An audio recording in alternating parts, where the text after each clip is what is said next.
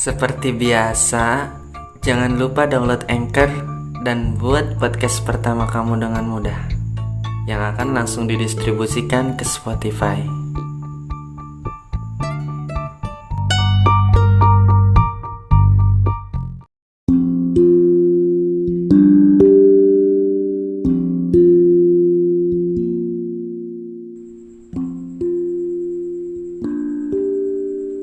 Halo kak, aku sering loh dengerin podcast kakak.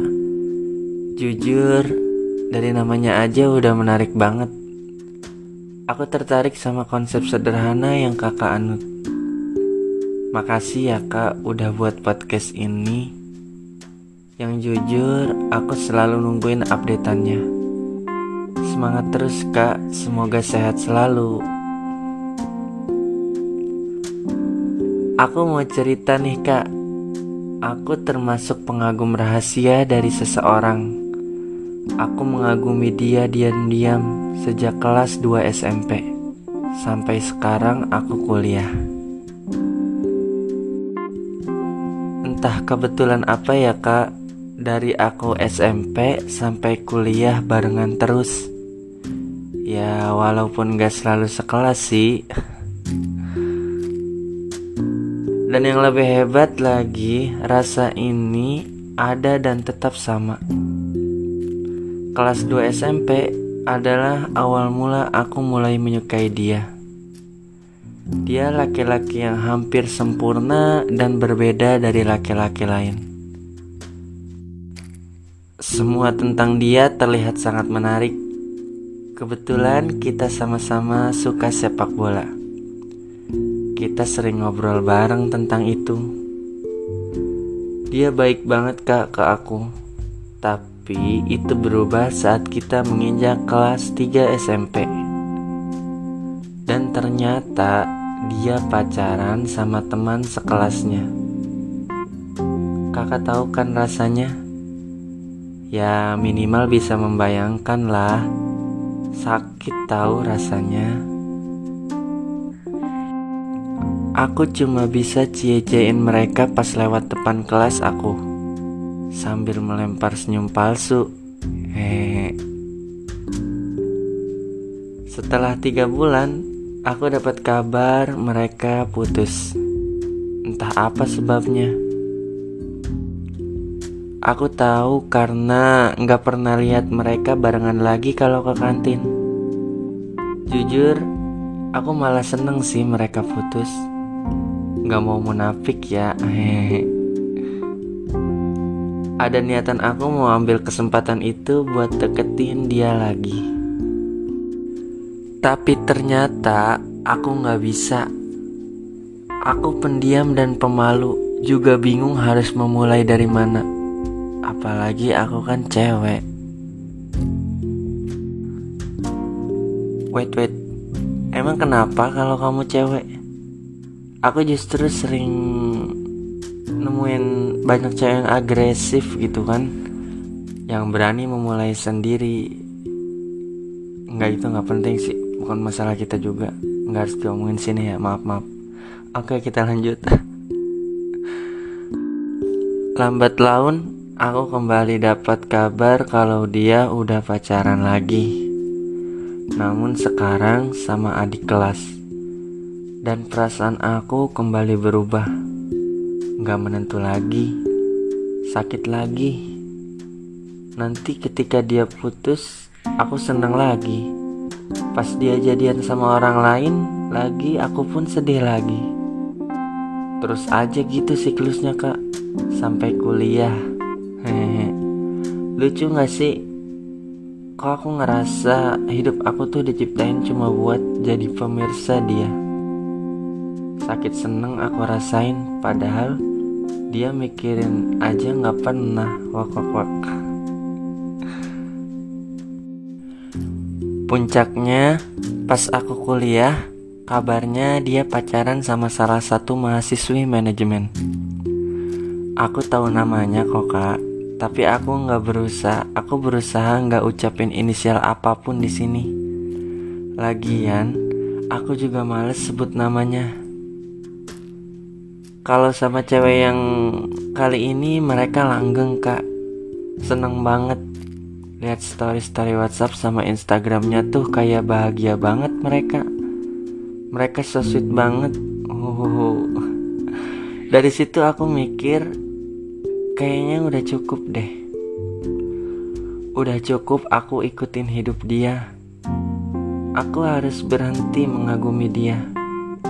Mengagumi orang yang bahkan asing sekali denganku saat ini. Dulu aku selalu menyebut nama dia dalam doa.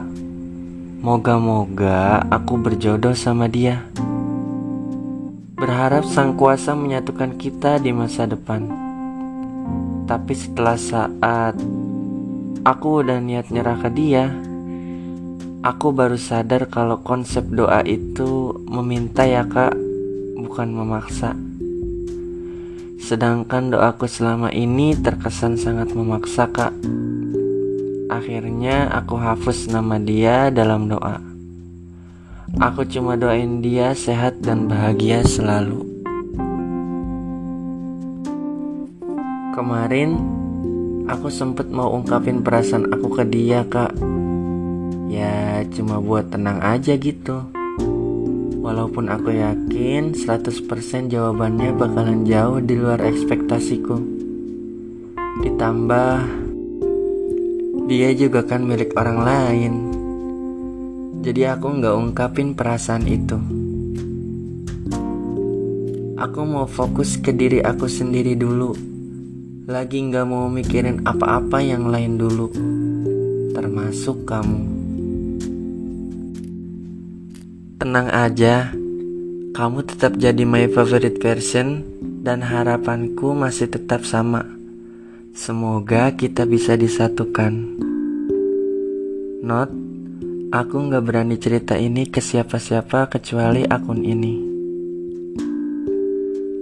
Makasih banyak udah percaya.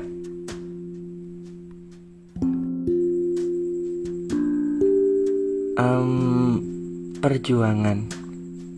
Kalian tahu gak sih bahwa berjuang itu bukan hanya tentang sekedar mengejar, memaksa yang gak bisa, mengungkapkan yang belum waktunya, atau mengatakan yang sejujurnya. Biar apa? Biar lega? Belum tentu.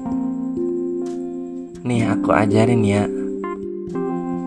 Buat teman-teman semua yang lagi memperjuangkan seseorang, kalian mesti tahu kalau diam juga bagian dari perjuangan.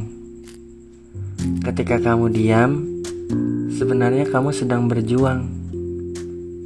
Diam untuk yang kamu rasa belum mungkin untuk digenggam. Untuk yang kamu pikir di suatu hari nanti kalian akan dipersatukan. Untuk seseorang yang kamu cinta. Untuk seseorang yang kamu harapkan sejak lama. Untuk seseorang yang jadi your favorite version. Diam juga perjuangan tahu. Bahkan diam lebih hebat daripada bertingkah atau melakukan sesuatu yang tanpa perhitungan, apalagi yang gak pasti. Kalau perhitungannya udah jelas dan ada sedikit celah, baru kamu mulai berjuang dengan cara bergerak. Itu yang benar. Terakhir aku mau bahas tentang konsep doa nih. Kamu bener banget kalau konsep doa itu meminta, bukan memaksa. Kadang kita sibuk meminta agar diberikan yang terbaik, sampai kita lupa sang pencipta tahu yang terbaik untuk kita. Ada yang pergi saat doa-doa terlangitkan. Sering juga kita lupa bahwa tidak juga merupakan jawaban. Jawaban terbaik dari sang pencipta mungkin. Berat rasanya dapat jawaban tidak dari sang pencipta. Padahal bisa jadi itu jawaban dari apa-apa yang selama ini kita pinta. Jika tahu Dia maha sempurna, kenapa masih sempat-sempatnya kita memaksa ketika berdoa? Sewajarnya saja jadi manusia. Jangan mencoba mengambil bagian Sang Pencipta. Sekali lagi, konsep doa itu meminta, bukan memaksa.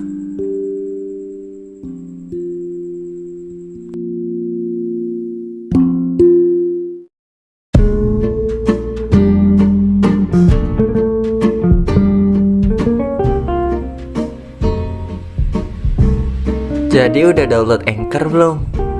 Download Anchor sekarang dan mulai sebarkan suara serta cerita kamu di sana. Karena bisa jadi akan banyak hal baik yang hadir dari podcast yang kamu buat.